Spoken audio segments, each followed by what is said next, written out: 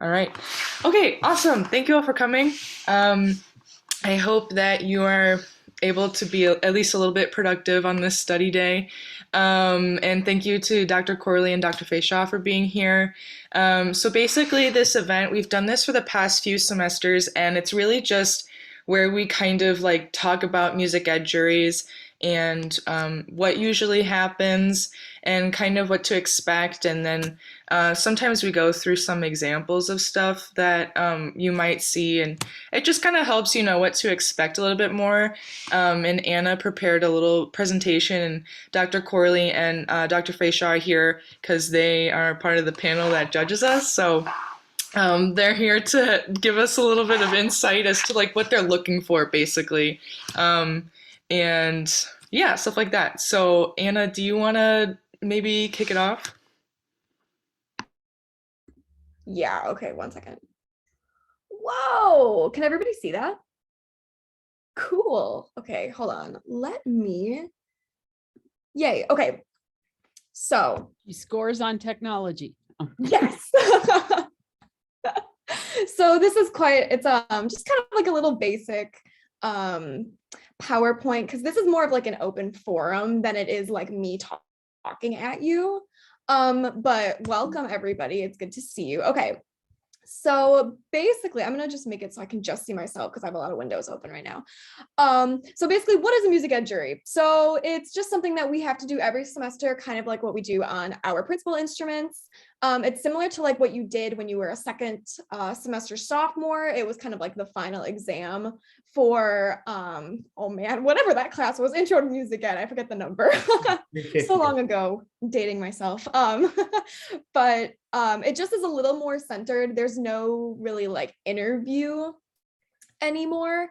So this is obviously based on just like my knowledge. I've never had to do a choral one before, so this is just very, very broad. So there's going to be a piano accompaniment in some form, whether it is a folk song. I know, and I'm gonna let the choral people talk about this later.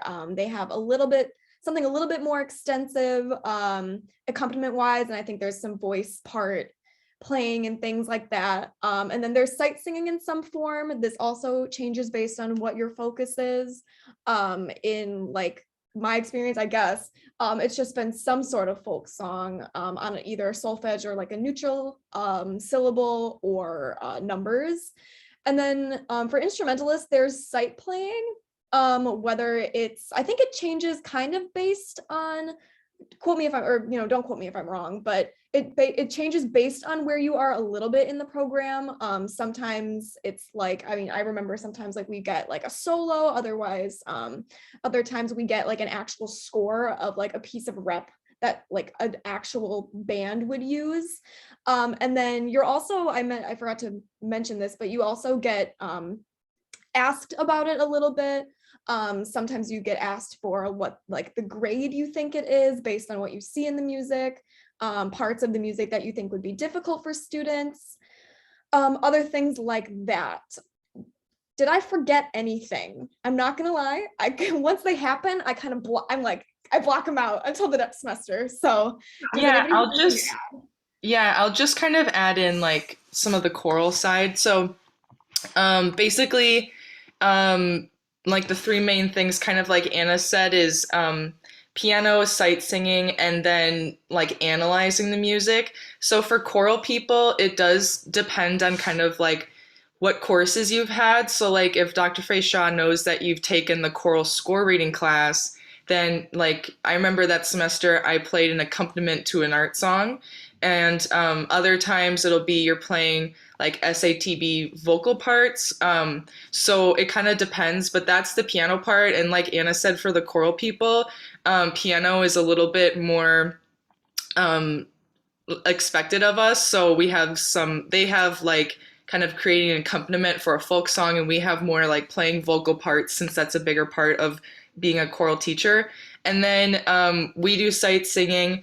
It's changed from like sight singing a solo to singing different voice parts of a choral song.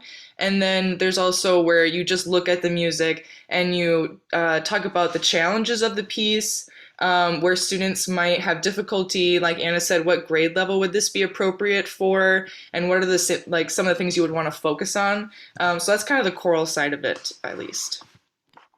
So can we jump in here for just a second? We always know in the fall that people are at very different places. Some of you have just taken your secondary general music methods this fall, and you haven't had any of your instrumental or your choral methods yet, or for choral people, you haven't necessarily had the choral score reading yet. So don't panic that the expectations are the same across the board for everybody.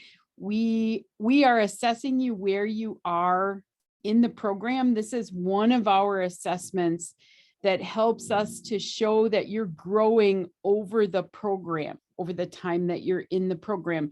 It's one of the things that DPI asks us to show, and the university does as well. Dr. Curley, I don't know if you want to say anything else.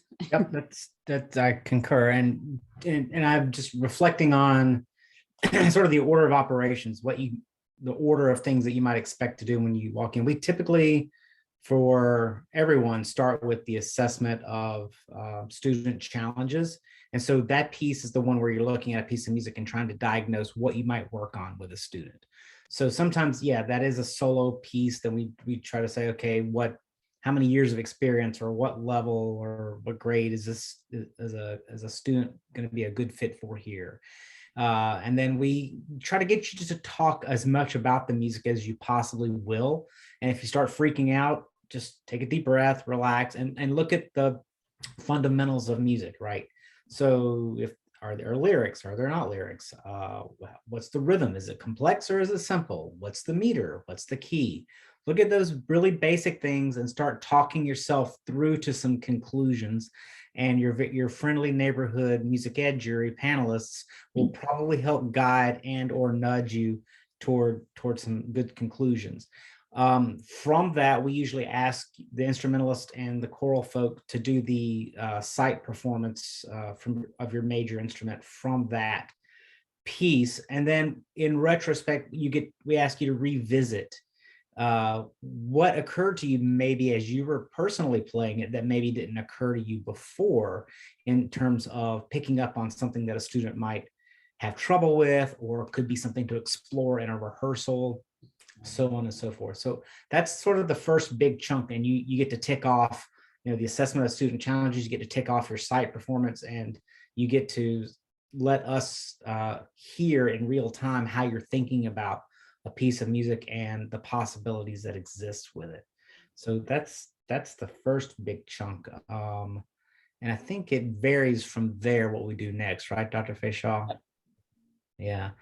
Sometimes it'll be the straight up sight singing, or the accompaniment pattern for us to sing along. So yeah.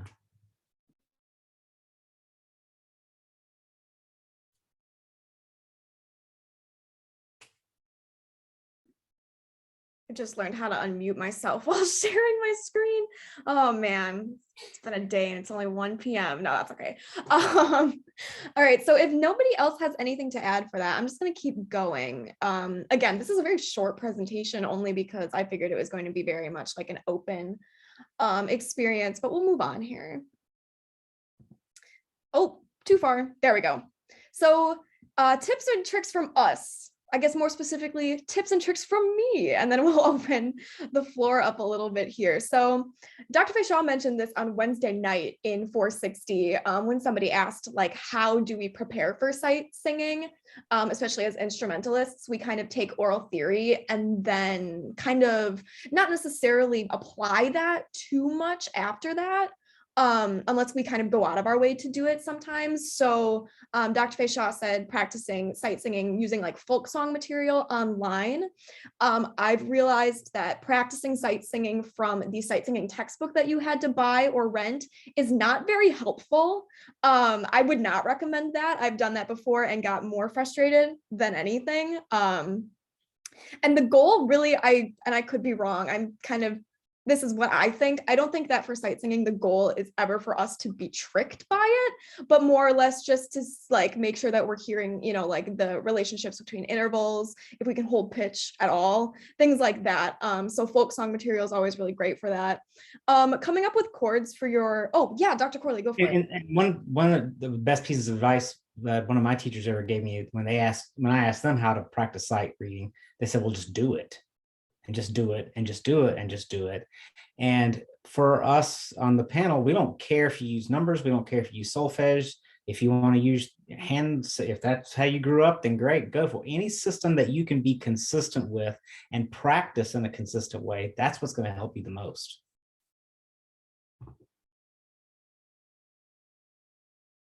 Yeah, big time. So that's, yeah, it's just kind of like you said, just like doing it. And it goes for sight playing as well.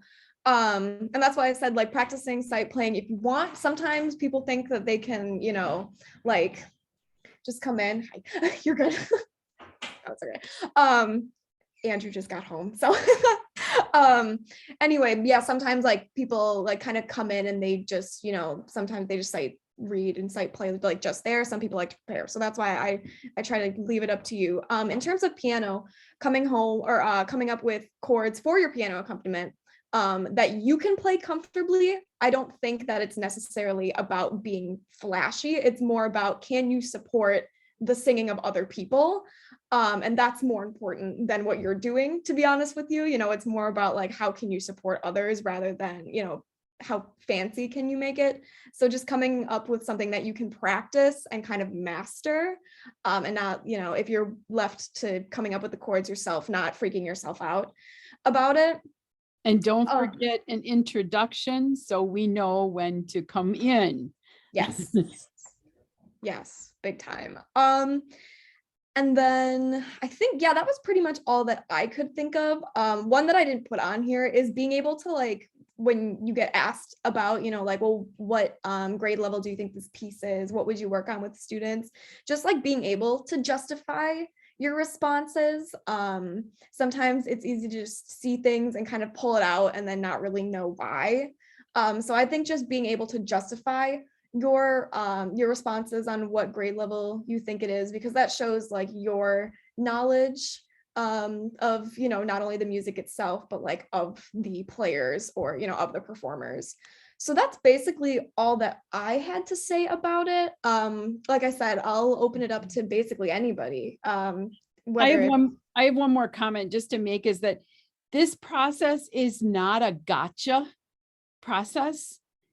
It is not about trying to trick you when you come in. So don't come in with, you know, with that mindset. We are just trying to assess, number one, how well have we taught you the things that you need to learn before you go out to student teach. And again, this is part of DPI expects us to be assessing along the way. In some cases, we can catch an area that you haven't grasped as much, and then we know we need to go back and work on that with you. I know there's a couple of people who did their entrance auditions last May that we have a couple notes about the sight singing part of it. Hopefully you've been practicing that a little bit, because we'll be looking at that. With the sight singing, if something goes wrong in the sight singing, don't panic. Part of what we'll do is ask you, so where did it go wrong and what happened? If you can assess what happened and then go back and do it and fix it, that tells us, you know, what's happening. You're hearing what's happening. And that's what we're looking for. So some people who can just do it perfectly the first time actually don't have as strong a skill in hearing errors that will happen when instrumentals are playing and you're trying to figure out something's wrong, but you're trying to figure out where it's coming from. So we're not expecting perfection. As Anna said, we want you to be able to play piano so that we can functionally sing with you. We want you to be able to assess music so you know who to give it to in terms of skill level. And we want you to be able to pick up a piece of music and demonstrate it efficiently, quickly, because those are daily skills that you're going to use as a a music educator. Yeah, awesome. So if anybody else has anything that they want to add, I'm not sure people in the meeting right now that have had some experience before, if they want to chime in right now, it would be a great time to do it. If you haven't, if I haven't said anything or somebody hasn't said anything that you're thinking yet, go for it. I think the one piece of advice that I would give that hasn't already been said is if like there's different components of the jury, and if one of them doesn't go well, don't let it affect the others. Like if your sight singing doesn't go super well, don't let that then like get you so worked up that the piano doesn't go well too, because like they said, like they're not expecting perfection. It's a assessment of like where you're at. So try to like shake off any mistakes that will probably inevitably happen, and just keep going through it.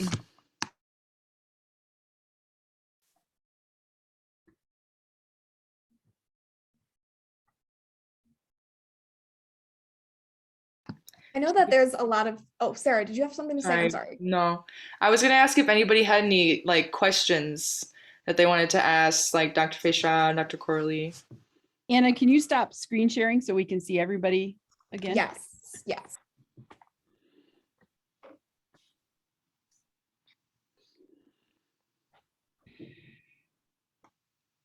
I have a question. Go for it. Is there an interview in every MuseEd jury? No, the interview only happens in the audition itself coming in. The Cool.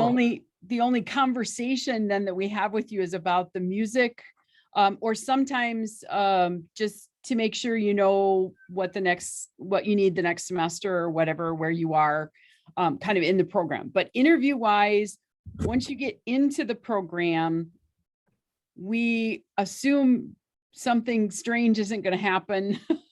Although there have been things, if you're struggling in one of our courses, we may bring that up at the jury because it may impact more than just whoever the instructor for that particular course is. So that is part of assessing where you are in the program, because the last step for the 5 of you that think you're going out to student teach, there's still that final step of us putting our stamp of approval on that at the end of this semester, to make sure that you're still ready to go.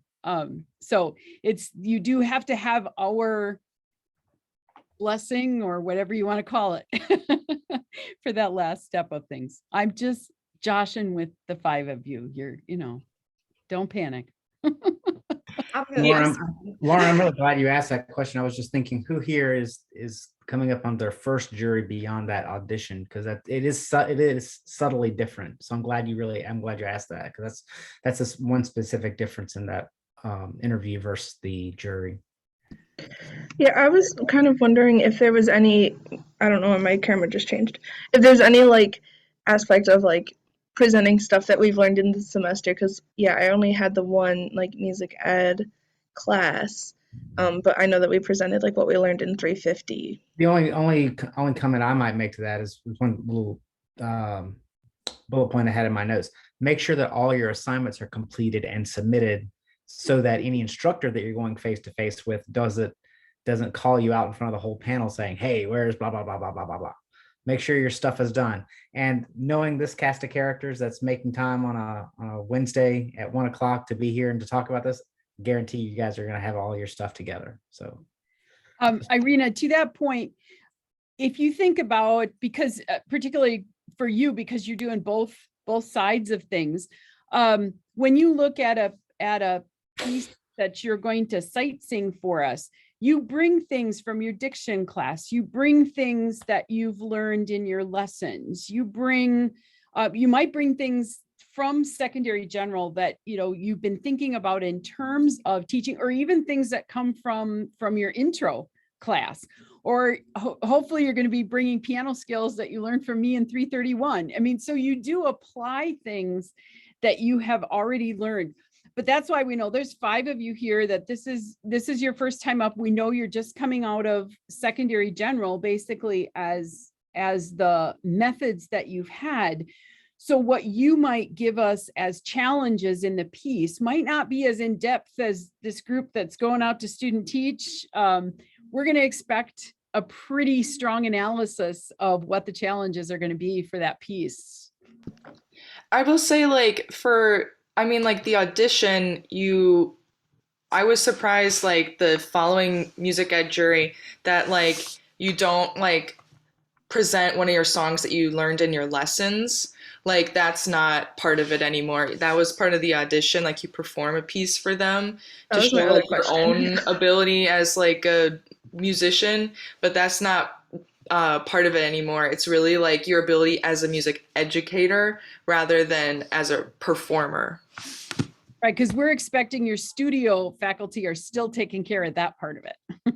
And you already have your jury on that. Yeah, that's a whole nother thing. The other important thing that is just good to remember is to have, like, your form turned in, you know. So let me speak to Got that. So the one that's online is the audition form, not the jury form. And I just talked to Kayla yesterday, and there has been some problem with our jury form. She's supposed to be looking at it today. So hopefully by tomorrow, I will either be sending you a form to fill out, or I will be telling you that there is one online now that you can access and fill out. But please make sure that you get that filled in and sent to me electronically before Monday morning at 10 o'clock when we start these. Don't send it to me at 9:59. It's really not going to be helpful. I want a folder of these all ready to go. And then I will have paper copies for the rest of the panel that they will be filling out. If anybody wants your last spring's forms, there's many of them are still in my office. They've just never gotten back to you, but I have them here if you want to look at, like, how we do comments or any of that kind of stuff. I've got them here and you could grab those from me. But yes, something will come out to you about the forms. Yeah, that was going to be my my question to you, a little unrelated, but only because when I looked at the form, I thought for some reason that we had to do an interview again, and I was really confused. So I know we talked about that the other night in class too. Okay, awesome. Well, does anybody have anything else to add? It can be absolutely anything at all. It can be questions completely unrelated to juries, while we have 2 awesome faculty members here who are great knowledge holders. So anybody at all. Yeah, I have a quick question. We mentioned practicing folk songs for sight singing. Does anyone have like a good resource for that? Well, if you I'm not sure if you took the piano for music educators class yet, but the Song Bag book obviously has a lot of folk songs in it, and it looks like Dr. Facestraw is on the move for finding something else. I was going to maybe just throw out a topic of discussion that might be helpful for some people. What are some of the things that you consider when you're determining what grade level is appropriate for a piece? I'll throw out some. So looking at range and tessitura is important. So difference between range and tessitura, right? Range is like the actual notes that someone can hit. Tessitura is where it's most comfortable in their for me, voice, right? So for me, like, I can sing high notes, but do I want to be a second soprano all the time? Not really. Doesn't feel that comfortable. So my tessitura is more of an alto range. So that's one of the things. Lyrical content is important. What's the song about? If you have like really mature lyrics, like maybe you want to save that for your more advanced ensembles if you're secondary.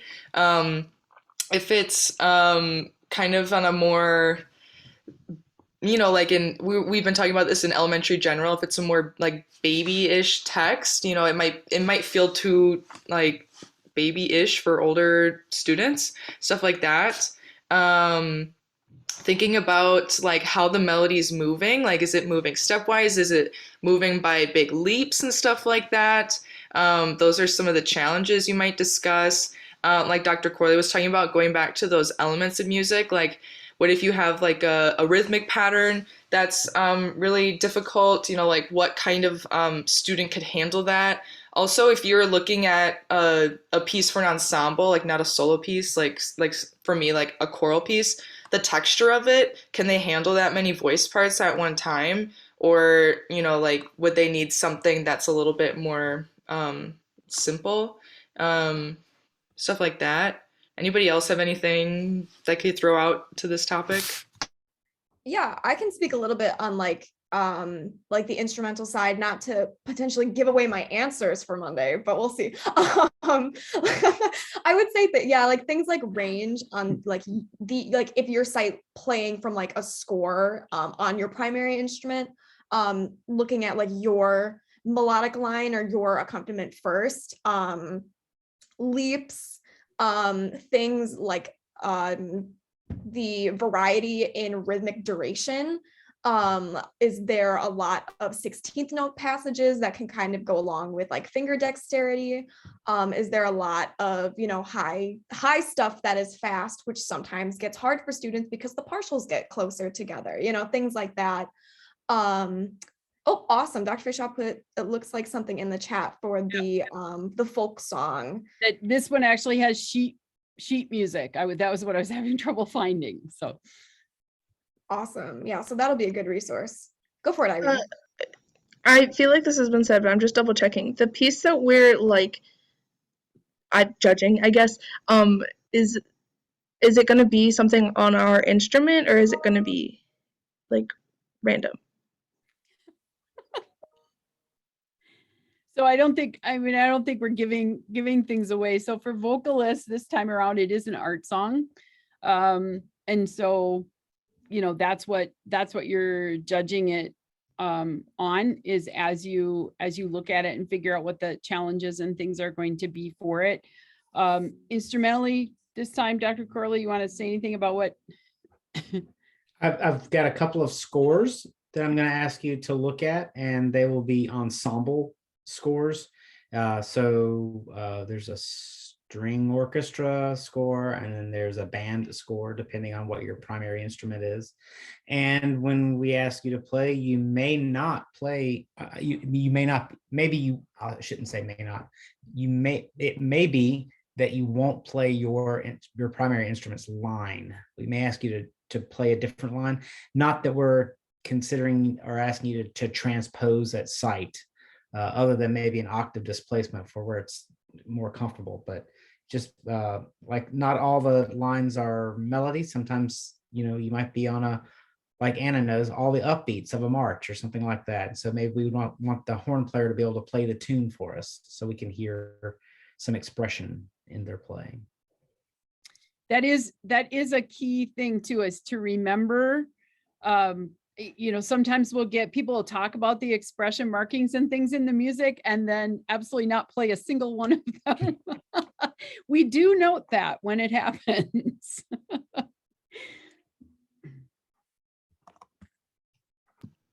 Any other questions or comments, musings to share? How's your day going? Give me a thumbs up, thumbs middle, thumbs down. Yeah.